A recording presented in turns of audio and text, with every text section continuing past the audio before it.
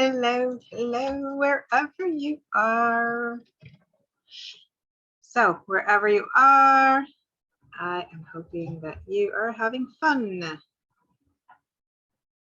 you are here with me, let me know. I'm going to set it up in a way that I can actually see you, unlike last time. There we go. So, if you're here with me, let me know. If you're on the replay, also let me know. Write hashtag replay if you're on the replay so I know I didn't miss you in real time. So I hope you're all well. As you can see, I'm all smiling. I'm well. And I want us all to be well. This is what this community is about. I really, really want you to be smiling all the time. All the time. It's possible. I know I am like that. So we all want bliss in our life, right? I mean, think about it. Why do we do anything that we do? Why is it that you're working in a job that you may not be fully satisfied with? You're maybe working for a paycheck that you're not fully happy with. Why is it that you want the house, the car, the career, the spouse, the family, maybe the divorce, anything it is that you want? Why is it that you want it? Why is it that you're investing all this time and effort, energy, money towards obtaining it? Why do you do it? So the simple question, the simple answer is, it's really a simple answer. You do it because you think that in having out of it, in the having of it, you will be happier than you are now. So what exactly is your happiness? So happiness really is an increase in life, having more of something, right? We always want more and more and more. It's expansion. It's a physical expansion, it's a mental expansion, it's a spiritual expansion. And if we want this expansion so much, if we want this increase in life so much, we think that it's gonna, if we know it's gonna make us happy, if everything we do is for that happiness, then why is it? This is like the $1 million question, right? Why is it that so few of us truly are happy? Why is it that so few of us are living the bliss right now? Not someday, not I'm doing this because one day I'll be happy, but right this very minute, because living bliss is not someday. It's not, in my culture, there's this saying, I'm going to rephrase it, paraphrase it, sorry. It goes, after the weekend, right? After the week, I'll do it after the weekend. I'll do it after the New Year's, right? So no, you don't want to be living your bliss after the weekend. You don't want to be living your bliss after the New Year's. You don't want to have to make a New Year's resolution every year to be happy, right? You want to be living your bliss right now, right now. So why is it that so few of us are actually living our bliss right now? So the way I see it, there is a huge, huge misconception about what living one's bliss really means. Oops, wait a moment. This is sliding away. Let's put my little crown of flowers back in its place. Okay. So the way I see it, there's a huge misconception about what it really means to be living your bliss. So I asked people why they weren't living their bliss right now. And this is some of what they shared with me. And what of my some of it might be pertinent to you, might be your answer, right? So first off, the people who shared with me why they're not living their bliss right now said that they are afraid that living their bliss is going to be some form of living in this fake la la land, that, you know, nothing is going to be authentic. Maybe there's not going to be any more pain, that somehow they'll have to give up on some parts of their life. They'll have to ignore it, not notice it. And they're going to be living in this bubble that has nothing to do with their current life. So I want to share with you that when you're truly living your bliss, even when you're only on the way to living it, when you're living a little bit of it, then you don't have to give up anything you already have and which you wish to keep. You may not want to keep all of it, right? You may want to release some of it, right? That's okay. But whatever it is you want to keep, you're going to keep in your bliss. And that makes sense, doesn't it? I mean, if it's in your bliss and you already have it, well, it stays in your life, of course, right? You're not going to release it. It's part of your bliss.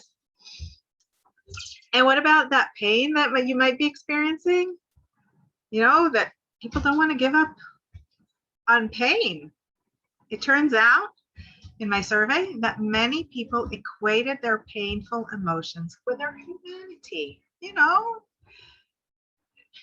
we're compassionate. Why are we compassionate? Because we're in pain. We see the pain. We identify with the pain, right?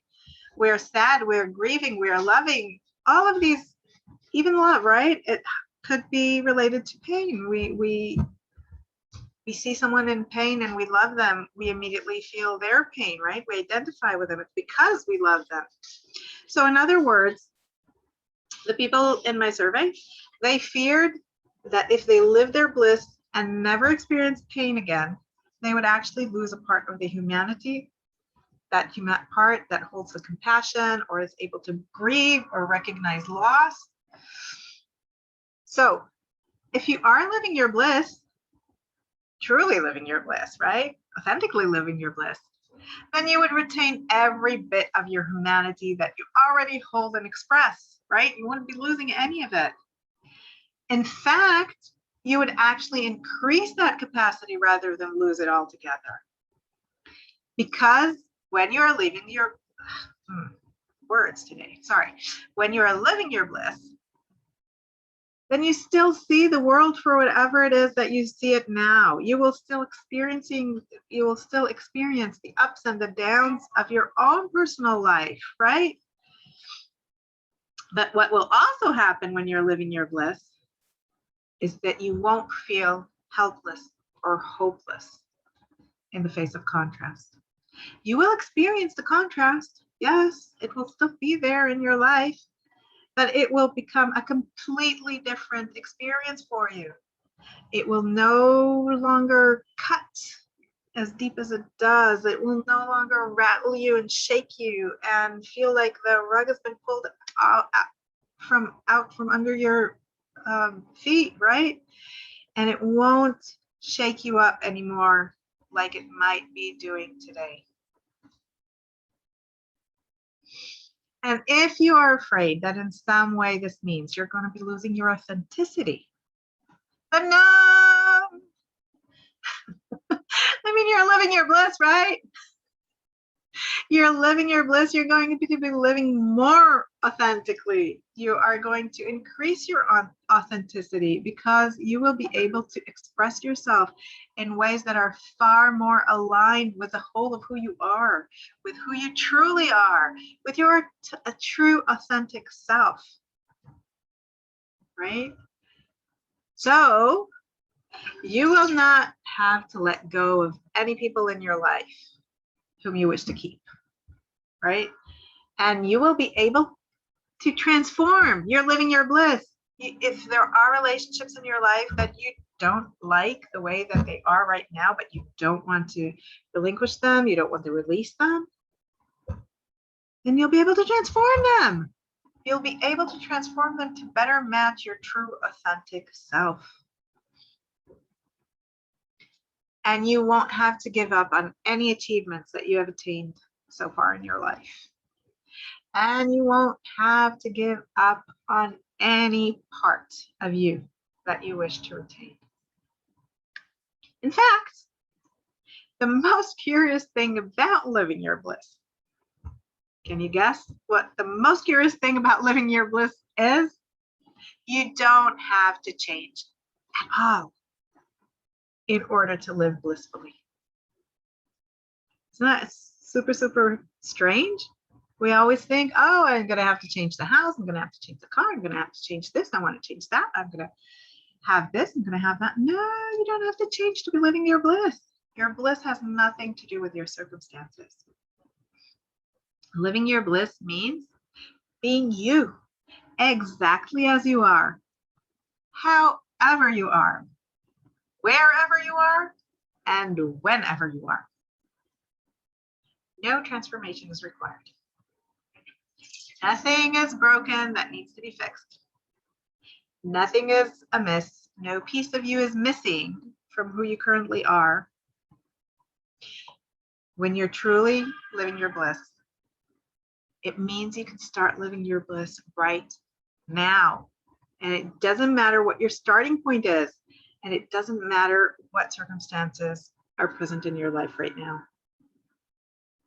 And another curious thing about bliss, no hard work is involved. If you're working hard, that's not your bliss. In your bliss, everything's flowing easily, right?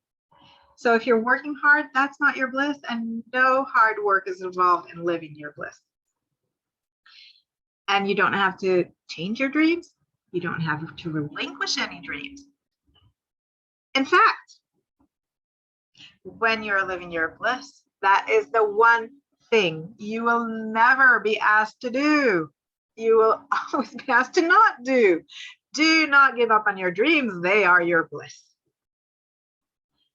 And another curious thing, it's not just that you don't have to work hard, you also don't even have to leave your comfort zone. Your comfort zone when you're living your bliss, your comfort zone is your home base. It's your basis for your bliss. It's your starting point at all times. So when you embark on this path to living your bliss, success is actually inevitable. It's inevitable because all we ask of you is to be you. And all we ask of you is to keep on dreaming your dreams, right? And your bliss and your compass to your bliss, yes, you have a compass. They are both inherent to you. You have them. They're in you, whether you use them consciously or not. So success is inevitable. And today I want to leave you with a question. Are you willing to let go of any preconceived notions that you have about living your bliss? If you are not currently living your bliss to the extent that you want, are you willing to acknowledge that this is evidence to the fact that you're going about it the wrong way? Are you willing to open up to the possibility that there is a more effective way to go about life? A way that will keep you living authentically, purposefully, and blissfully. Maybe not 100% of the time, maybe just 95% of the time. Or even any percentage that is greater than what you are currently experiencing. Are you willing to accept that there could be a different way to go about living your bliss?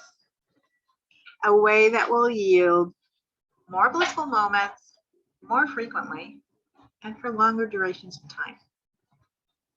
So let me know what you think in the comments. And I am going to see you on our next episode of Living Bliss Now. So have a great, whatever it is you're having. I will have a great day. And I hope you will have a great whatever, wherever you are. Love you. See you next time.